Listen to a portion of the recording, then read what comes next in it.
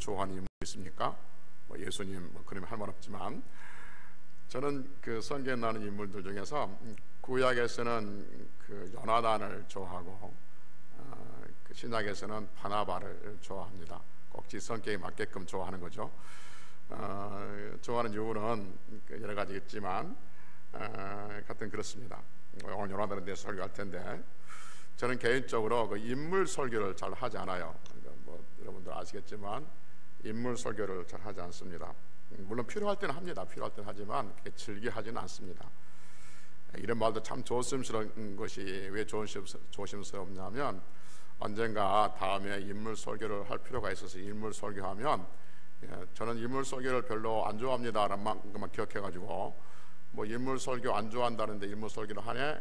라고 할까봐 조심스럽긴 합니다. 이상하게 성도들은 설교하면 성경 말씀은 잘 기억하지 못하는데 스쳐 지나가는 소리, 또 뭐 예화들, 그런 것만 기억하고 있는 경우들이 있더라고요. 그래서 나중에 인물 설교를 하더라도 오늘 제가 인물 설교를 좋아하지 않습니다 라는 말을 잊어버리든지 또 생각나면 꼭 필요해서 하는가 보다 라고 하시면 되겠습니다. 오늘 요나단에 대한 사람을 한번 들여다보려고 합니다. 왜 요나단에 대한 사람을 들여다보려고 하냐면, 이 시대에 정말 요나단 같은 사람이 많이 필요하다 하는 생각이 들어서 아름다운 청년 요나단이란 제목으로 말씀드립니다. 요나단이 아름다운지 어떤지는 모르겠습니다. 그러나 그의 삶을 보면 그의 삶이 참 아름답게 느껴져서 아름다운 청년이라고 제목을 제가 붙여놨습니다. 요나단에서 말씀드렸는데 세 가지 측면에서 말씀을 드리려고 합니다. 세 가지 측면, 요나단과 다윗과의 관계를 한번 들여다보고, 요나단과 자기 아버지 사울과의 관계를 들여다보고, 요나단과 하나님의 관계를 한번 들여다보면서 은혜를 나누려고 합니다. 먼저 요나단과 다윗의 관계를 봅시다. 요나단과 다윗은 친구였습니다. 여러분, 요나단과 다윗이 친구였다는 말이 그래? 라고 하지만 상황적으로 보면 굉장히 그 이해가 안 되는 부분입니다. 왜 이해가 안 되냐면 요나단과 다윗이 친구 먹기로 할 때가 언제냐면 그 신분이 어떤 신분이냐면, 요나단은 왕자입니다. 왕자. 그것도 왕세자예요. 왕세자. 그 다음에 다윗은 목동이었었습니다. 목동. 그러니까 이 왕세자와 목동이 친구 먹기로 한 거예요. 친구가 되는 거예요. 그러니까 뭐 세상적으로 보면 얼핏 이해가 되지 않지만 하여튼 둘은 친구가 됩니다. 뭐 실제적으로는 요나단이 나이가 더 많았을 것이라고 추정을 하죠. 그러니까 이 두 사람 친구가 된 후에 목숨도 명예도 서로에게 양보하는 특별한 관계를 갖고 있죠. 성경은 요나단이 다윗을 사랑하기를 자기 생명같이 사랑했다라고 사무엘상 18장 1절과 사무엘상 20장 17절에서 두 번이나 말해주고 있습니다. 그리고 요나단이 죽었다는 소식을 듣고 다윗이 들었을 때 통곡을 하면서 하는 말이 뭐냐면, 요나단이 자기 자신 다윗을 사랑하는 그 사랑이 기이한 사랑이었다라고 말합니다. 아주 특별한 사랑이었다고 말하고, 여인들의 사랑보다 더했다. 우리 옛날에 성경에서 여인들의 사랑보다 승했다라고 말합니다. 여자들이 여인들의 사랑보다 더 귀한 사랑을 내게 베풀어 줬다라고 말하죠. 이 두 사람이 만나면 어디서 만나냐면 전쟁터에서 만나죠. 전쟁터에서. 블레셋과 전쟁이 있었고, 사울 왕은 당연히 자기 아들 왕세자인 요나단과 군사를 조직해서 전쟁에 나가죠. 그런데 이 전쟁에 누가 등장하냐면 그 유명한 골리앗이 있는 거죠. 그래서 골리앗이 등장해서 이스라엘 백성들, 군사들을 아주 40일 동안 쫄게 만듭니다. 이런 상황 속에서 다윗의 아버지가 다윗에게 자기 형의 안부를 묻기 위해서 전쟁터에 신부름을 보내죠.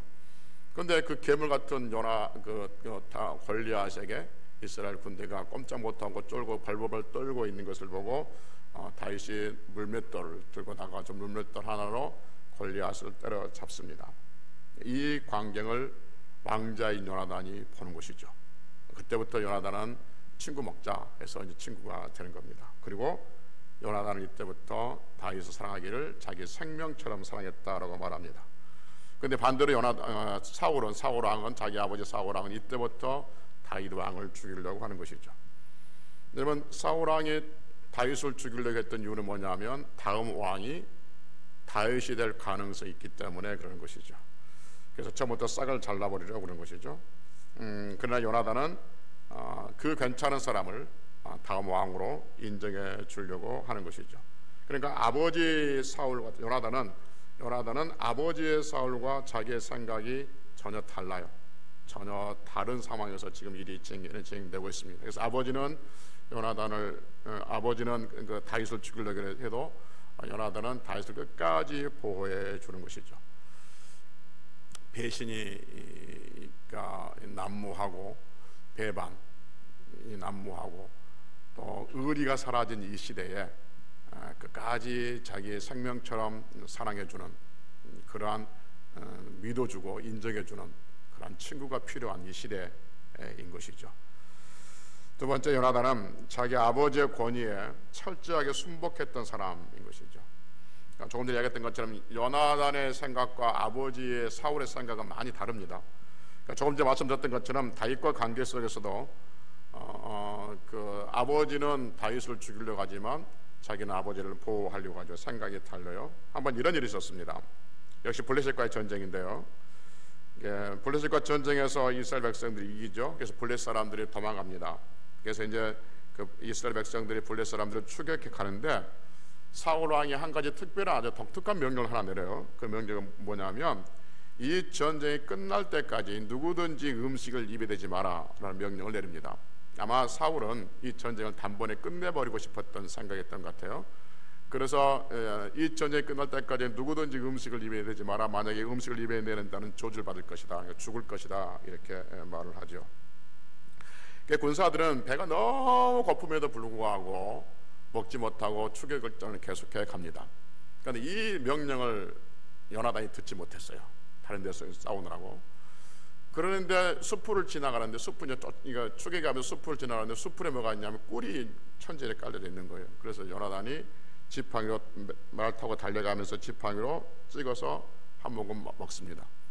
배고플 때 꿀 먹으면 힘이 나요? 힘이 안 나요? 힘이 납니다. 눈이 반짝 밝아지죠. 그러니까 그 모습을 보고 있던 옆에 군사가 뭐라냐면 큰일 났다는 거죠. 왜? 그랬더니 당신의 아버지 사울 왕이 누구든지 음식을 먹지 말라겠다. 전쟁 끝날 때까지 먹는 날에는 죽는다, 저주를 받는다라고 하는 것이죠. 그러니까 요나단이 뭐라냐면 내 아버지께서 이 땅을 곤란하게 했다는 거죠. 그러면서 봐라, 내가 이 꿀을 조금만 먹었어도 이렇게 눈이 밝아졌다. 아버지가 쓸데없는 명령을 내렸다라고 합니다. 그리고 군사를 힘들겠다라고 말하죠. 이런 부분에서도 요나단과 사울이 맞지 않는 부분이죠. 그러면서 결론적인 이야기지만 끝까지 요나단은 자기 아버지와 함께했고 아버지 말에 불순종하지 않고 끝까지 순종하면서 결국 자기 아버지랑 같이 전쟁터에서 한날 한시에 죽은 사람이죠. 그러니까 사람들은 효에 대해서 말할 때 이런저런 이야기합니다. 근데 요나단이야말로 가만히 들여다보면 진짜 효자 중에 효자이죠. 왜냐하면 자기 아버지가 마음에 들지 않고 자기 아버지 생각과 자기 생각이 다르고 그리고 자기가 원한 대로 되지 않는다 할지라도 한 번도 자기 아버지에 대해서 원망하거나 불평하지 아니하고 불순종하지 아니하고 끝까지 아버지를 지켰던 사람, 진짜 효자인 거죠.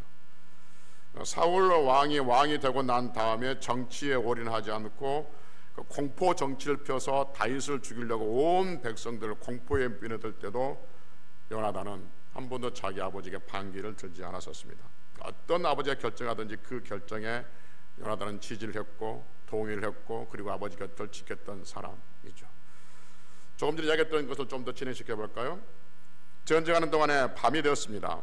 그래서 사울이 하나님께 묻습니다. 하나님, 밤에도 계속 전쟁해야 됩니까? 계속 추격할까요? 라고 물으니까 하나님께서 아무 대답도 하지 않습니다. 그러니까 사울이 직감적으로 압니다. 이거 우리 중에 누군가 분명히 죄가 있기 때문에 하나님께서 응답하지 않는다라는 것을 알고 군사들을 모으죠. 그래서 뭐라냐면 도대체 무엇 때문에 무슨 죄가 우리에게 있기 때문에 그러는지 하나님께서 응답하지 않은지 제비를 뽑아서 그 죄인을 찾아내야겠다라고 합니다. 그러면서 백성들 모아서 요나단과 사울, 그러니까 아버지와 요나단과 사울이 이쪽에 쓰고 군사들은 반대편에 쓰고 두 편 나눈 거죠. 그래서 제비를 뽑습니다. 어떤 식으로 제비를 뽑았는지 모르겠어요.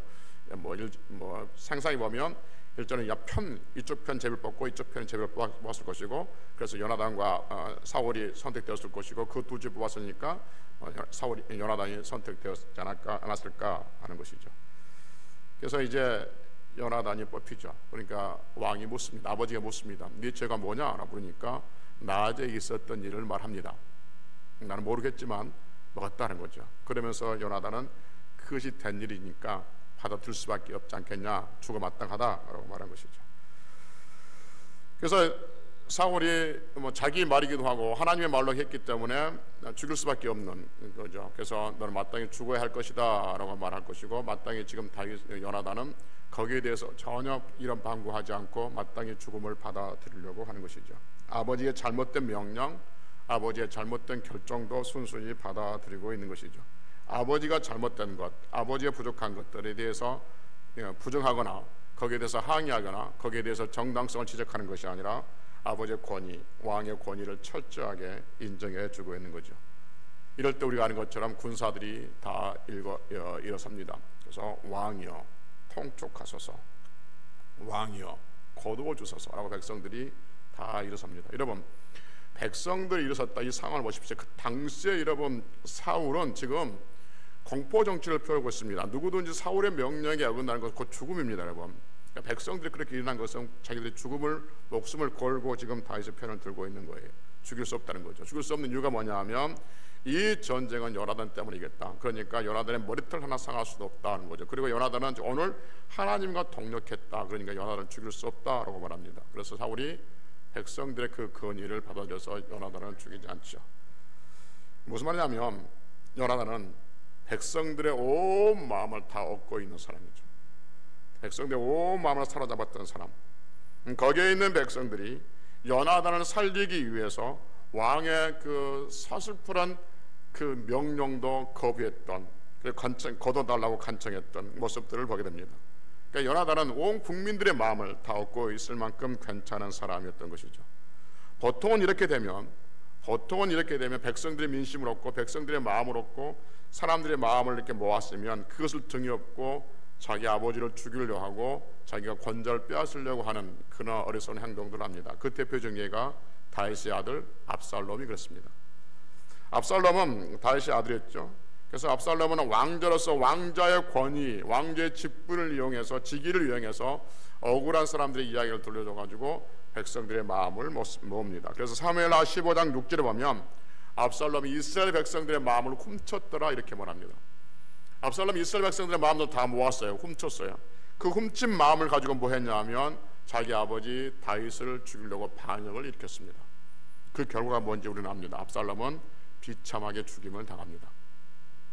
백성들의 마음을 모았다. 백성들의 마음을 훔치든지 모으든지 어떻게든 그 모은 걸 가지고 그것을 가지고 자기의 세력을 과시하지 않았던 사람이 누구냐면 요나단인 것이죠. 그러니까 백성들이 요나단 죽는 것에 대해서 그렇게 막아주고 목숨 걸고 사울 왕의 명령에 거부를 할 정도로 요나단을 사랑했다면 요나단이 얼마나 백성들을 사랑했는가를 우리는 알 수가 있는 것이죠. 그래서 보통 사람들은 어떤 자기의 힘, 그것이 여론이든지 아니면 물질이든지 아니면 건강이든지 자기의 힘이 있으면 그 힘을 과시하려고 그러는데 요나단은 결코 그렇게 하지 않았다는 거죠. 그리고 끝까지 자기에게 힘이 있음에도 불구하고 부족한 자기 아버지를 지켜주었던 사람이 요나단인 거죠. 여러분, 요나단이 자기 아버지를 끝까지 지켜준 것은 사울이 지혜가 많아서도 아닙니다. 사울이 영맹해서도 아니에요. 골리앗에 40일 동안 자기 백성들, 자기 부하들에서 덜덜덜 떨겠던 사람이에요. 영맹해서도 아니에요. 아니면 사울 왕이 백성들의 신임을 얻어서도 아니에요. 아들 요나단이 자기 아버지의 권위를 끝까지 지켜준 것은 사울이 어떤 잘난 점이 있어서 그런 것이 아니라, 아버지의 잘난 점이 있어서 그런 것이 아니라 아버지란 이름 하나 때문에, 그 지위 때문에, 그 관계 때문에 요나단은 끝까지 자기 아버지 곁을 지켜주고 있는 것이죠. 자기가 생명처럼 사랑했던 자기 친구 다윗을 죽이려 한다 할지라도 자기 아버지 곁에서 자기 아버지를 지켜주었던 사람이 요나단인 것이죠. 힘으로 대결하지 않았다는 것이죠. 그래서 요나단은 아버지의 권위, 왕으로서의 권위를 인정해주고 보호해주었습니다. 모든 권위, 지금 이 세상은 모든 권위, 땅에 있는 권위라든지 땅에서 발생되는 그런 권위라든지 아니면 하나님께서 부여하는 권위라든지 땅에 있는 권위, 하늘에 있는 모든 권위들이 다 헌신짝처럼 그렇게 버려지고 무시되어진 시대에 권위에 순복할 수 있는 사람, 그런 요나단 같은 사람들이 있을 때 이 땅은 진정한 평강으로 진행되게 될 줄로 믿습니다. 이제 나머지 마지막 하나님과 요나단의 관계를 살펴봅시다. 요나단은 하나님의 뜻에 온전히 순종했던 사람이죠. 사무엘상 23장 15절에 보면 이런 말씀이 있습니다. 그 사울의 칼날을 피해서 요나단이 여기저기 숨어 있을 때, 다윗이 여기저기 숨어 있을 때, 그 다윗에게 요나단이 찾아가서 하는 말이 뭐냐면, 다윗아, 두려워하지 말고 하나님을 믿어라. 그러면서 하는 말이 뭐냐면, 요나단이 왕세자가 목동이었던 자기 친구에게 하는 말이 뭐냐면, 이스라엘의 다음 왕이 내가 될 것이다 라고 말합니다. 여러분, 이 말이 결코 쉬운 말 아닙니다. 쉽게 들리지만 쉬운 말은 아니에요. 지금 이스라엘 왕은 사울 왕이고, 그러면 다음 왕은 당연히 사울의 가문, 사울의 아들 요나단이 되어진 거죠. 그런데 다음에 왕이 될 왕세자인 요나단이 목동 출신에 가서 다음 왕은 내가 될 것이라 라고 말합니다. 세상사에는, 인류 역사에는 이런 일이 있을 수가 없죠. 우리 인류 역사 통해서 압니다. 왕의 자리를 놓고 얼마나 치열한 싸움을 진행하고 있는지 압니다. 왕의 자리를 놓고 형제가 형제를 죽이고 있는 것은 말할 것도 없고, 왕의 자리를 놓고 아버지가 자식을, 자식이 아버지를 죽이는 일은 다반사인 거죠. 조금 전에 다윗의 아들 압살롬도 그랬습니다. 왕의 자리를 놓고 친구에게 양보를 한다? 있을 수 없던 거죠. 그것도 목동 출신에게. 여러분, 왕의 자리는 그냥 어떤 직분 자리가, 어떤 단순한 직분이 아니라 집안 전체의 문제고, 한 국가의 전체 전망에 관계된 문제이기 때문에 다윗에게 양보를 한다는 것은 있을 수 없는 거예요. 그러나 요나단은 다윗에게 다음 왕의 자리를 양보를 합니다. 여러분, 요나단이 다윗에게 다음 자리를 양보를 하는 것은 다윗이 요나단보다 똑똑해서도 아니고, 다윗이 요나단보다 더 많은 인심을 얻었기 때문도 아니고, 다윗이 요나단보다 더 용맹해서도 아닙니다. 요나단이 다윗에게 다음 왕이 네가 될 것이다, 네가 되어야 된다라고 말한 이유는 딱 하나죠. 왜 그렇습니까? 그것이 하나님의 뜻인 줄 알았기 때문에 그렇습니다. 그래서 다음 왕은 네가 될 것이다 라고 고백하죠. 여러분, 누군가를 내 생명처럼 사랑한 것과, 누군가를 내 생명처럼 사랑한 것과 다음의 왕의 자리를 양보하는 것은 별개의 문제입니다. 이 왕의 자리를 양보하는 것은 개인적인 문제가 아니라 국가적인 문제이기 때문에 그렇습니다. 요나단이 아무리 다윗을 사랑한다 할지라도 왕의 자리는 늘 수가 없는 거죠. 그러나 조금 전에 말했던 것처럼 왕의 자리를 양보하고 또 다윗을 세워주는 것은 그것이 하나님의 뜻이었기 때문에 그렇습니다. 사울이 다윗을 죽이려고 하는 이유가 뭐죠? 왕이 될 거예요. 근데 사울은 다윗이 다음 왕이 된다 하는 것이 하나님의 뜻이라는 것을 사울은 알아요, 몰라요? 알아요. 다윗이 다음 왕이 된다는 것을 요나단도 알고 사울도 알아요. 그런데 요나단은 그 하나님의 뜻에 순복해요. 그런데 사울은 그 하나님의 뜻에 순복하지가 않습니다. 오히려 사울은 하나님의 뜻이 이루어지지 못하게 하려고 다윗을 죽이는 거예요. 여러분, 하나님의 뜻을 안다고 다 순복하는 것은 아닙니다. 하나님 뜻을 모르기 때문에 순복하지 못한다, 그럴 수도 있겠다라고 동의하지만, 성도들이 하나님의 뜻을 안다고 해서 다 순종하고 다 순복하는 것은 결코 아니에요. 사울이 그래요. 다윗이 왕이 될 것, 다음 왕이 된다는 것을 모르는 게 아니에요. 알았어요. 알았음에도 불구하고 그것을 막으려고 해요. 사울 같은 사람들이 이 세상에 얼마든지 많이 있는지 모르고 교회에 얼마든지 많이 있는지 모릅니다. 이런저런 이유로 하나님의 뜻을 거부하는 것이죠. 그리고 타협하면서 자기 중심적으로 판단을 합니다. 다음 왕이 다윗이라는 것이 하나님의 뜻인 줄 알면에도 불구하고 사울은 자기의 아들을 세우려고 그러고 자기의 가문을 생각했다는 것을 우리는 알게 되어지죠. 그래서 다윗을 죽이려고 앞장섭니다. 여러분, 다음 왕이 다윗이라는 것을 사울이 몰랐다면 어땠을까요? 그것이 하나님의 뜻인지 몰랐다면 그렇게 죽이려고 애썼을까요? 미워하긴 했지만 그렇죠, 죽이려고 하지는 않았을 겁니다. 그러나 다음 왕이 다윗이라는 것을 사울은 알아요. 이것이 하나님의 뜻인 걸 알아요. 그렇기 때문에 그 뜻을 거부하기 위해서 예를 써요. 여러분, 성도들이 하나님의 뜻을 모를 때와 알 때 반응이 하나님의 뜻을 아는 자에 순종하는 것과 하나님의 뜻을 모르는 알 때 더 강력하게 거기에 대해 거부하는 경우들이 있다는 것을 우리는 보게 되죠. 이런저런 핑계와 이런저런 어떤 이유를 대면서 하나님의 뜻을 거부하는 경우가 있습니다. 아무리 좋고, 요즘 세상에는 아무리 좋고 또 경우에 합당한 말이라도 자기 생각과 맞지 않으면 일단 귀를 막고 듣지 않으려고 합니다. 그 쇼츠라는 그 프로그램이 있는데 거기서 잠깐 봤는데 유퀴즈라는 프로그램이 있습니다. 거기 어떤 초등학교 한 3, 4학년쯤 되는 그 여학생한테 유재석 씨가 물었습니다. 잔소리와 충고의 차이가 뭐냐라고 그 초등학교 3, 4학년짜리 여학생한테 물으니까 그 친구가 거침없이 1초의 망설 없이 이렇게 대답을 합니다. 잔소리는 들으면 왠지 기분 나쁘고 충고는 더 기분 나쁜 것.